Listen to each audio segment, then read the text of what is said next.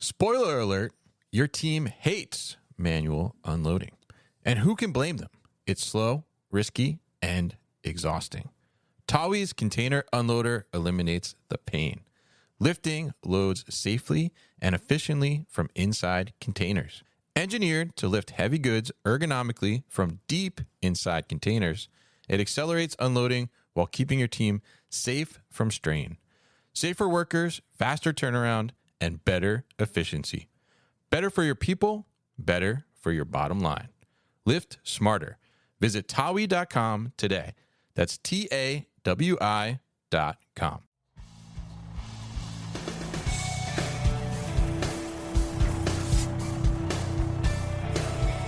The New Warehouse Podcast, hosted by Kevin Lawton, is your source for insights and ideas from the distribution, transportation, and logistics industry.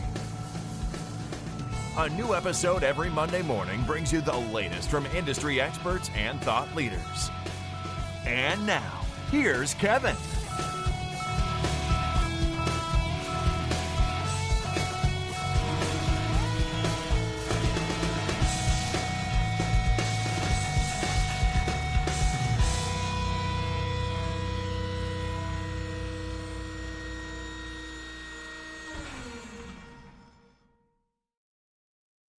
Hey guys, it's Kevin with the New Warehouse. I'm here at Manifest 2025, and we are in the podcast studio with Conrad Lilleness, who is the CEO and co-founder of Conduit. So, Conrad, Thanks how for are you, having sir? me, Kevin. Definitely. How's Manifest for you so far? It's been awesome. Day 2, we're getting ready to wrap up, but I'm very impressed with how this conference has evolved over the last few years. Yeah, definitely. So, tell us a little bit. I guess for people that aren't familiar, give us kind of the brief overview of Conduit, and then we'll talk a little bit about kind of your story with Conduit here. Sure, that sounds good. So Conduit is a modular dock and yard management system. Companies ranging from Body Armor, Volvo, Saks Fifth Avenue, and dozens of 3PLs rely on Conduit to help get trucks in and out of their sites efficiently, safely, and securely.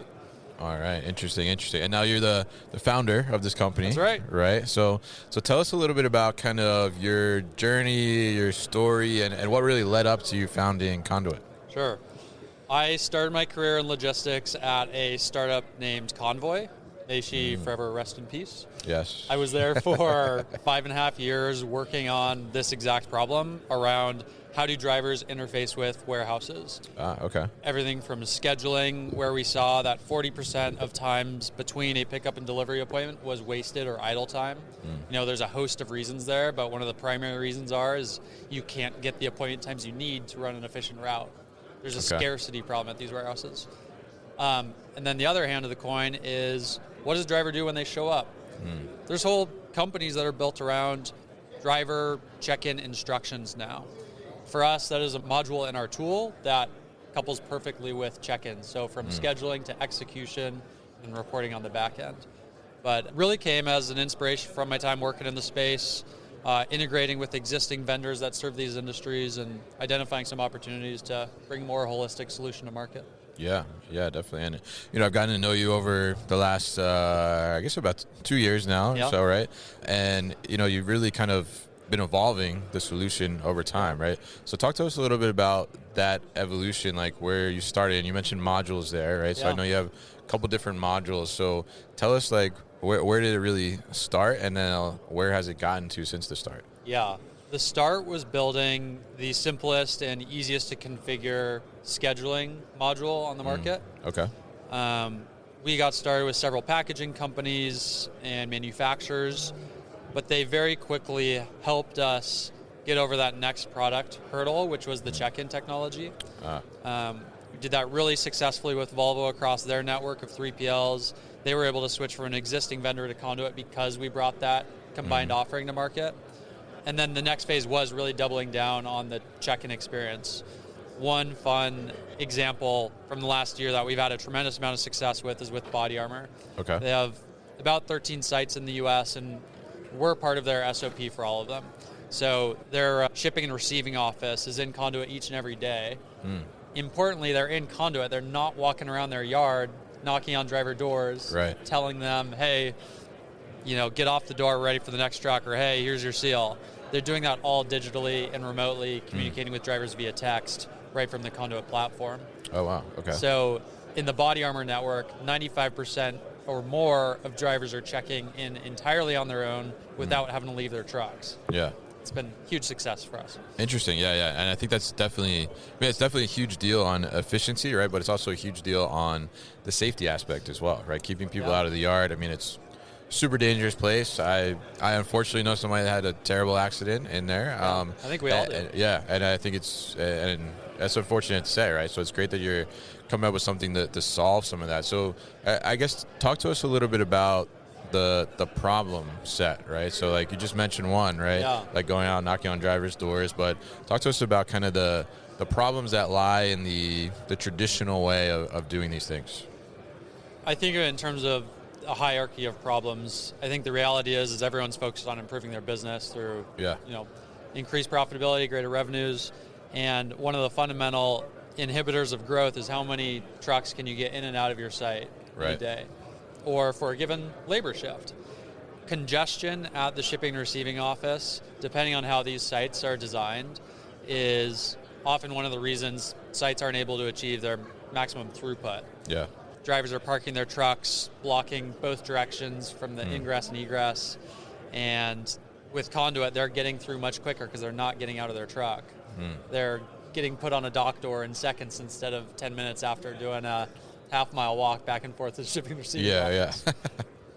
Yeah. So, I mean, I think there's a lot of improvement there, and, obviously improving that, because if you think about a warehouse operation, right, a lot of people might think that, like, oh, well, the warehouse doesn't start until the dock door, right?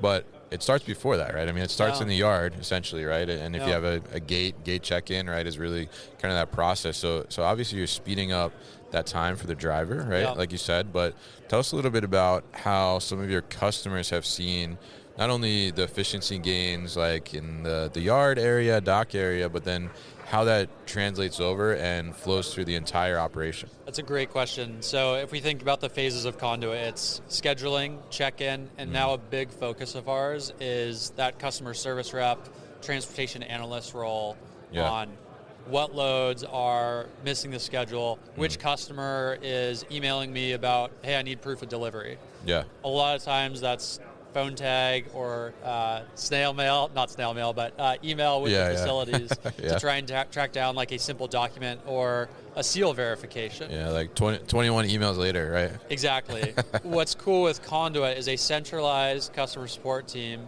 can now access all of their facilities through one pane of glass, search across multiple dimensions, whether it's carrier, customer, PO number, you name it number, and find the whole audit log of who scheduled it, how much lead time did they give us, did they follow our processes, how many reschedules did they have, was the POD signed, or was there a shortage or overage on the manifest that needed to be recorded and sent through the organization. Anyway, the third phase of Conduit is providing this multi-facility, we're calling it control tower, for these centralized customer service and transportation analysts to really make their jobs easier. Yeah, absolutely. And I think that's a huge thing.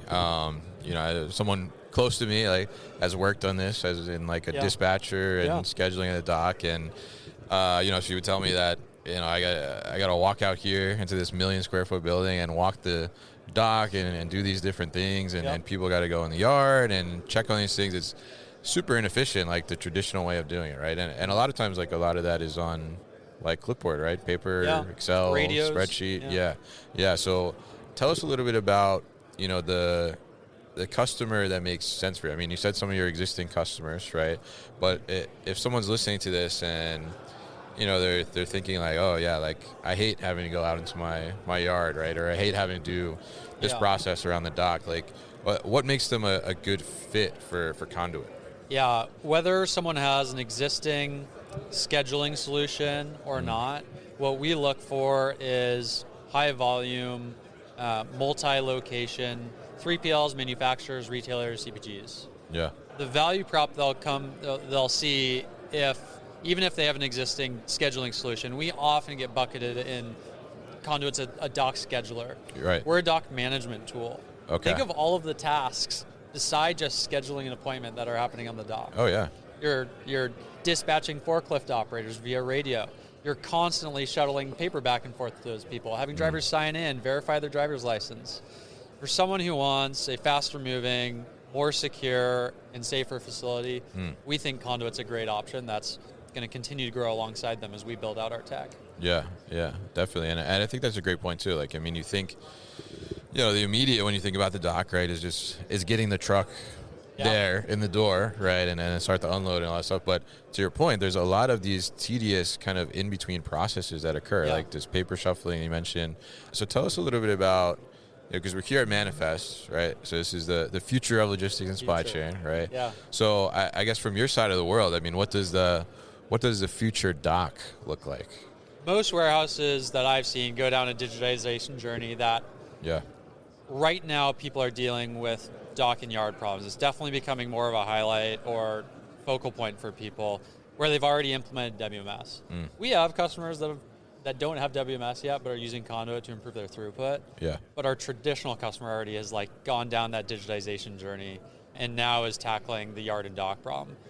I think not only is it the logical next step, but the role of the dock is becoming more important when you see humongous trends in cargo theft, for example. Increasing focuses on safety, people trying to centralize roles that were previously dedicated to each facility. How can you centralize something if you still have to essentially have the same communication channel that you had with that person when you were in the facility? You need a digital audit log and system of record that's managing everything that's coming on and off your docks, if that's your goal. So that's the way I see it evolving. I think it becomes more strategic from an analytics perspective, from a carrier management perspective too, has been quite interesting. When I was at Convoy, we spent a lot of time reverse engineering our customers' scorecards for us. Okay. And a lot of time they were expecting us to submit our own on-time data, our own fall-off data. But with Conduit, we're arming these facilities and the transportation teams that these facilities support with their own first-party data. Interesting. Okay. There's no fudging the numbers, reversing engineering anything. You set your own standards, and you're able to set the tone in a much more realistic way. Yeah, you're not cooking those books, right? Yeah, exactly. Yeah, interesting.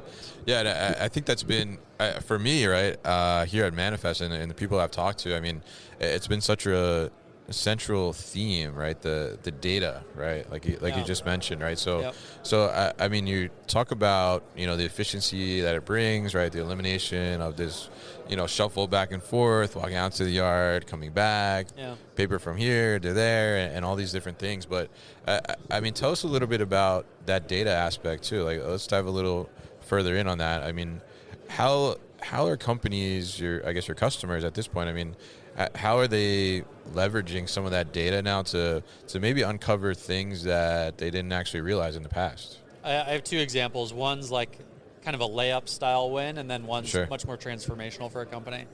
The layup style win is going back to the carrier scorecarding. Yeah. People were able to identify instantly after looking at the data set that a certain carrier was always arriving, 45 minutes late, call it 60 minutes late. Okay. And they're actually able to start putting in like a carrot and stick program, like a late fee program. Yeah. And we help them build workflows out around that so that they're able to manage that on the floor. Like, they need to be able to push back on these carriers when they arrive using a system of record that's giving them that proof.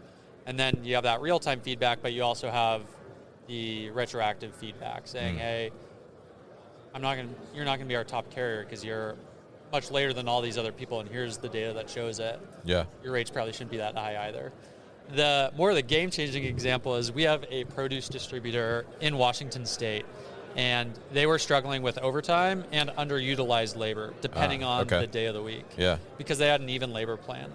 Before Conduit, they didn't have a good way of measuring or forecasting when trucks were coming or going, and more importantly, what was on those trucks, how many labor hours they needed to plan for. Because, container, floor-loaded, palletized, all different shapes and sizes. Yeah, I've dealt with that, yeah. Sometimes it's like, we're sending you 10 containers tomorrow, and then it's like, it's actually going to be 3. Yeah. Yeah.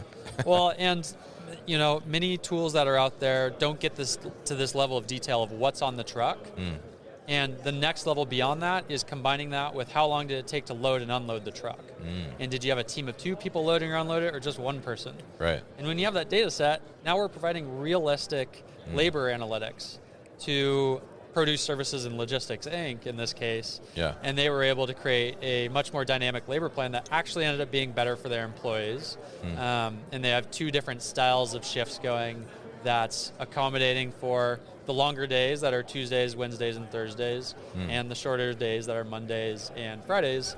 And what Teresa, my champion over there, told me is they were able to cut their overtime by 50% and really improve employee experience with better shifts. Yeah. And I think that's definitely like an unlock. I mean, such a big, like you said, transformational change, because a lot of times, there's like a lot of variability there, right? Yeah. And you try to plan for that. And, I've experienced that in a past life too, where, we did, we could do, from a labor perspective, six to 8 containers a day unload, right? But sometimes, coming out of the port, right, they're like, oh, we got, one day it's like, oh, we got 2 on the schedule we're going to drop off, right? 3 days later, they're like, oh, we're bringing you 18, right, tomorrow, right? Yeah. And it's like, what happens to these days in between, right? Like, how can we even this out? And then how do you get your labor, planned to do that? And I think that's a great example of how that data can be transformational in that sense, because now you get that visibility, and, it is like, it's not like, on that day where you have 3 containers versus 10, right? Yeah. You don't have to take half the dock staff and like send them to sweep, right? Or do something else, right? And you can better utilize that labor. We're just onboarding a new customer that has a heavy port presence across the U.S. Yeah. The thing they came to us for was just that. They felt like they had no control of that inbound container volume. There's no control, yeah. They are coming to us because they want to be able to make a trade-off between those per diem fees and their labor costs. Yeah. It might be worth it to have that trailer hang out somewhere in between the port and their facility. Yeah. If it means that they're not paying overtime to the number of people that would take to load and unload that trailer container. Right. Yeah. I think that's interesting too. Is like, how do you discover that trade-off? But without the data visibility, it's hard to figure that out, right? Yeah, and for me as a founder, I haven't spent much time operating warehouses. Yeah. My first job was like doing inventory for my family business, like counting little PVC pipe and whatnot. Oh, there you go. By no means, real high volume warehouse experience. Yeah. One of the best part of my job is like being able to learn about these new opportunities and see which ones logically fit in what we think is dock management beyond dock scheduling. So seal verification workflows is a key one that I've recently become super excited about. Seal verification is like the Wild West. Some facilities don't even look at the seal, they just have the driver clip it. Yeah. Who knows what's going on between shipper and receiver. Anyway, best part of my job is being able to learn about these other opportunities and build them into our product for customers to benefit from in the future. Yeah, I think that's great for sure. And so we're here at Manifest too, right? And so as you've been here on the last day as we're recording this, what have you heard from some of the attendees here? Like, what are some of their biggest challenges that they're facing? Yeah, well, the keynote this morning, did you watch the Dave Clark? No, I didn't catch it. No. It was great. Yeah. He's creating a data garbage disposal to get all the data in one place. Okay. And I think he's going to build a tremendous company on top of it, but it goes to his insight that there's an opportunity now to take all this data, whether it's email, system data, phone, you name it, and actually start to conceptualize it and understand it in a more meaningful way. I think a lot of people have resonated with that. I think the other one is just like the experience that their team has to go through when they're dealing with third-party drivers. Okay. People who come up to us are like, my staff are getting yelled at because the driver missed their appointment and can't get worked in. Yeah. I love that because we create that digital barrier between the two so that they have better experiences. They can better text someone than yell at someone. Yeah, there can be definitely some friction there, right? Between driver and the shipper, and driver shows up late. Yeah. They don't want to take accountability for starting up late. They don't want to wait. Got another drop off, right? Yeah. So it creates a lot of tension there. So I mean, I can definitely see that digital component kind of streamlining everything there to be able to make it just better on both sides of the table, right? The other one that is extremely popular are these digital agents. Right. And an area where I see that being incredibly helpful is a lot of our customers still deal with issues where drivers don't know what order number they're here for. Okay. And then the driver needs to go and contact their dispatcher. Yeah. Maybe the dispatcher's asleep. Who knows?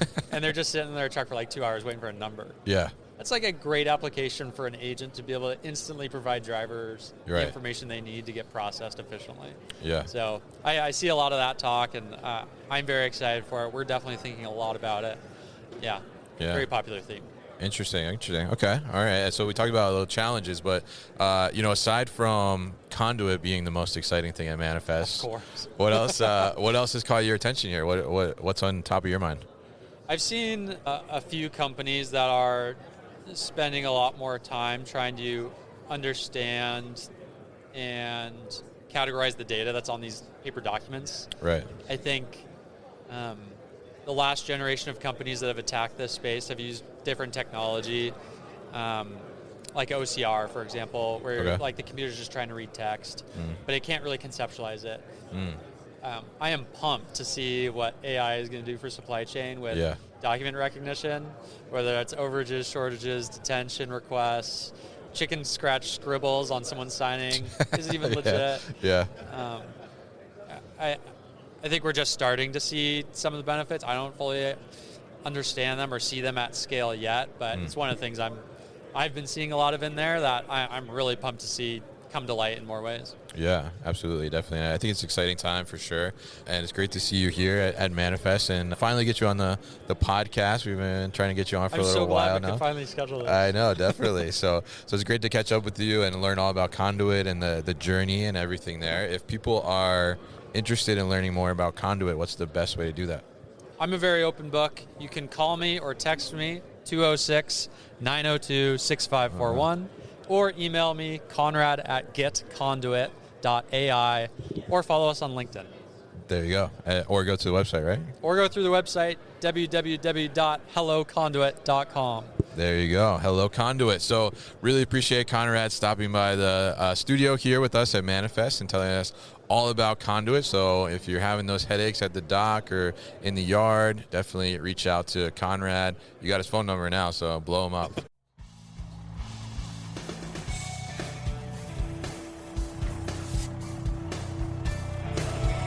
You've been listening to the New Warehouse Podcast with Kevin Lawton. Subscribe and check us out online at thenewwarehouse.com.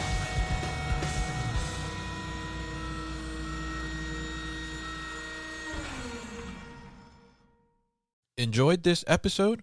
Make sure you are subscribed to the podcast, and for more content from the New Warehouse, find us on LinkedIn and YouTube. Links to subscribe can be found in the show notes, and for everything The New Warehouse, head to thenewwarehouse.com.